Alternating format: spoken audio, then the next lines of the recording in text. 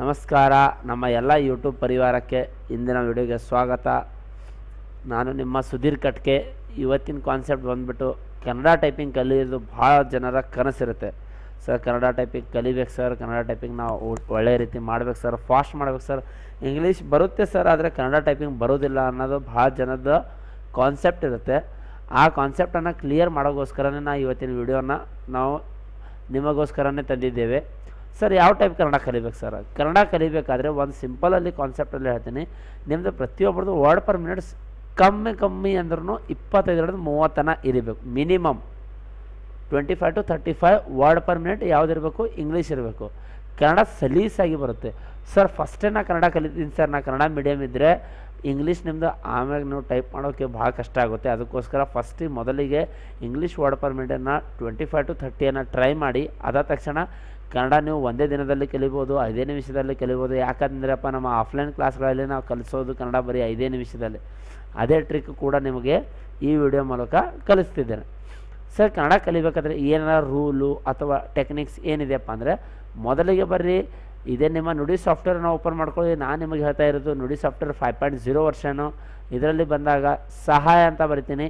ಸಹಾಯದಲ್ಲಿ ಬಂದಾಗ ಕೀಲಿಮಣೆ ವಿನ್ಯಾಸ ಅಂತ ಬರುತ್ತೆ. ಕೀಲಿಮಣೆ ವಿನ್ಯಾಸ ಅಂತ ಬರುತ್ತೆ. ಈ ಕಾನ್ಸೆಪ್ಟ್ ಮೂಲಕ ನಿಮಗೆಲ್ಲರಿಗೂ ಹೇಳ್ತಾ ಇದ್ದೀನಿ. ಇದೇನಪ್ಪ ಅಂದರೆ ಕರ್ನಾಟಕ ಸರ್ಕಾರದ ಅಧಿಕೃತ ಕೀಲಿಮಣೆ ವಿನ್ಯಾಸ ಅಂತ ಬರೆದಿದೆ.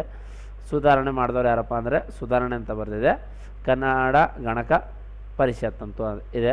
ಸರ್ ಕನ್ನಡ ಮಾಡಬೇಕಾದ್ರೆ ಏನಿದೆ, ಇದಕ್ಕೆ ಫಸ್ಟ್ ಮೊದಲಿಗೆ ಯಾರು ಯೂಟ್ಯೂಬ್ ವೀಡಿಯೋ ನೋಡ್ಲತ್ತಿರಲ್ಲ ಎಲ್ಲರೂ ಇದನ್ನು ಸ್ಕ್ರೀನ್ಶಾಟ್ ಹೊಡ್ಕೊಳ್ಳಿ. ಓಕೆನಾ? ಇದರ ಸ್ಕ್ರೀನ್ಶಾಟನ್ನು ಹೊಡ್ಕೊಳ್ಳಿ. ನೀವೆಲ್ಲರೂ ಸ್ಕ್ರೀನ್ಶಾಟನ್ನು ತೆಗೆದುಕೊಂಡ ನಂತರ ಮೊದಲಿಗೆ ಏನು ಹೇಳ್ತೀನಪ್ಪ ಅಂದರೆ, ಇಲ್ಲಿ ಎರಡೆರಡು ಪ್ರತಿಯೊಂದು ಈಗ QWERTYUIOP ಇದನ್ನು ಏನು ಹೇಳ್ತೀವಿ ನಾವು? ಅಪ್ಪರ್ ಕೀಸ್ ಅಂತ ಹೇಳ್ತೀವಿ. ASDFGHJKL ಅಂತ ಹೇಳ್ತೀವಿ. ಯುಕನ್ನು ಏನಂತ ಹೇಳ್ತೀವಿ ನಾವು? ಹೋಮ್ ಕೀಸ್ ಅಂತ ಹೇಳ್ತೀವಿ. ZXCVBNM ಅಂತ ಇದೆ. ಯುಕೆ ಏನಂತ ಹೇಳ್ತೀವಿ ನಾವು? ಲೋವರ್ ಕೀಸನ್ನು ಹೇಳ್ತೀವಿ. ಇದರಿಗೆ ಎಲ್ಲ ಕೀಸ್ಗಳು ಇವೆ. ಇದರಲ್ಲಿ ಏನಾಗಿದೆಯಪ್ಪ ಅಂದರೆ ಕಾನ್ಸೆಪ್ಟು, ಪ್ರತಿ ಕೀನ ಮೇಲೆ ಎರಡೆರಡು ಅಕ್ಷರ ಇದೆ. ಏನಂತ ಇದೆ? ಎರಡೆರಡು ಅಕ್ಷರ ಇದೆ. ಎಕ್ಸಾಂಪಲ್ ಎ ಅಂತ ತೆಗೆದುತೀನಿ. ಇಲ್ಲಿ ಅ ಅಂತನೂ ಕೂಡ ಇದೆ, ಆ ಅಂತನೂ ಕೂಡ ಇದೆ. ಇಲ್ಲಿ ಶ ಅಂತ ಹೊಡಿತೀನಿ, ಎಸ್ ಅಂತ ಇದೆ. ಎಸ್ ಅಂತ ಮೇಲೆ ಶ ಸ ಇದೆ. ಪ್ರತಿಯೊಂದು ಅಕ್ಷರ ಮೇಲೆ ಎರಡೆರಡು ಅಕ್ಷರ ಇದೆ ಅಲ್ವ ಸರ್? ಯಾವ ಟೈಪ್ ಮಾಡ್ಬೇಕ್ರಿ?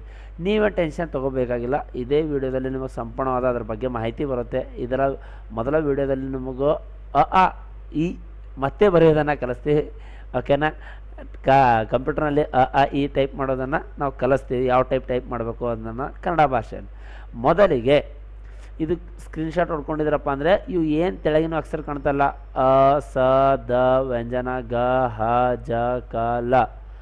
ಈ ಇದೇನು ಬರ್ತಪ್ಪ ಅಂದರೆ ಇದು ಇಲ್ಲಿ ಶ ಇದೆ, ಚ ಇದೆ, ವ ಇದೆ, ಇದು ಜ್ಞ ಒತ್ತಕ್ಷರ ಇದಲ್ವ.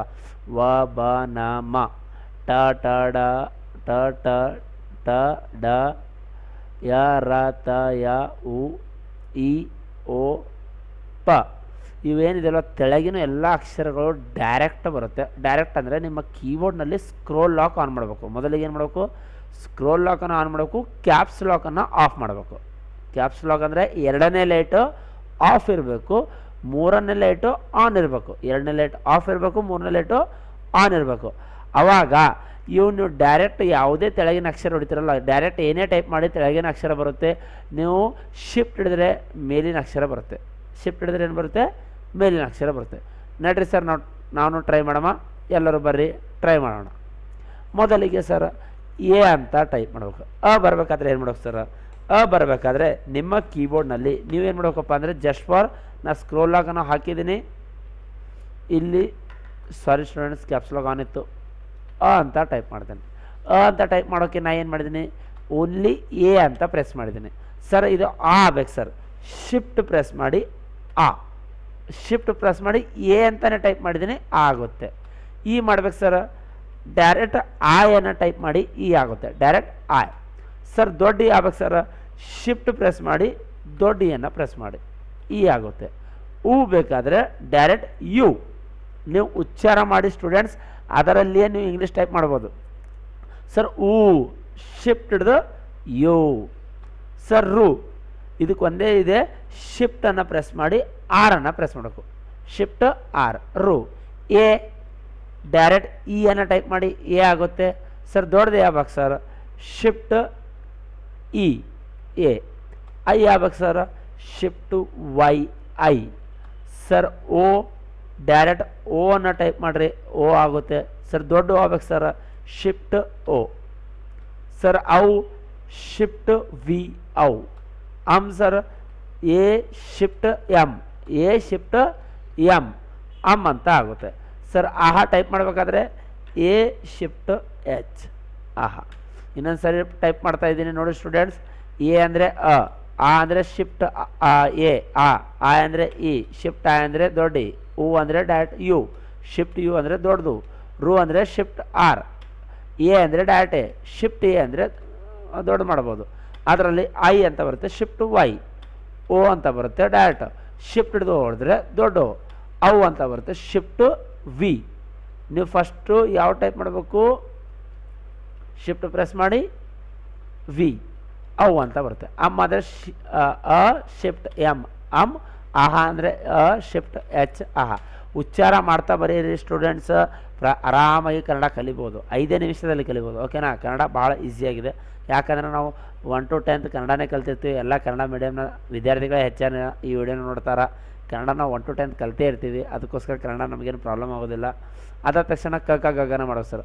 ಕ ಅಂದರೆ ಕೆ ಸರ್. ದೊಡ್ಡ ಕ ಆಗ್ಬೇಕಾದ್ರೆ ಶಿಫ್ಟ್ ಹಿಡಿದು ಕೆ ಖ ಸರ್. ಗ ಜಿ ಗ ಸರ್. ದೊಡ್ಡ ಗ ಆಗಬೇಕು, ಶಿಫ್ಟ್ ಗ ಗ ಸರ್. ಯಾ ಇದೇನು ಮಾಡಿದ್ವಿ? ಶಿಫ್ಟ್ ಝೆಡ್ ಯಾ.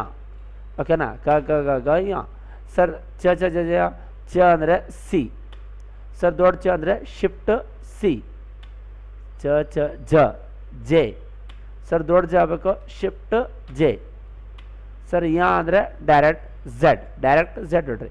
ಶಿಫ್ಟ್ ಹಿಡಿದ್ರೆ ಮ್ಯಾಗಿನ್ ಬರುತ್ತೆ ಕ ಕ ಗ ಗ ಯಾ. ಚ ಚ ಜ ಯಾ ಬರಬೇಕಾದ್ರೆ ಶಿಫ್ಟ್ ಹಿಡಿದ್ರೆ ಝೆಡ್ ಸರ್. ಟ ಬರಬೇಕು, ಕ್ಯೂ ಅಂದರೆ ಟಿ, ಇಲ್ಲಿ ಟಿ ಅಂತಲ್ಲ ಕ್ಯೂ, ಕ್ಯೂ ಅಂದರೆ ಟ. ದೊಡ್ಡ ಆಗ್ಬೇಕು ಸರ್.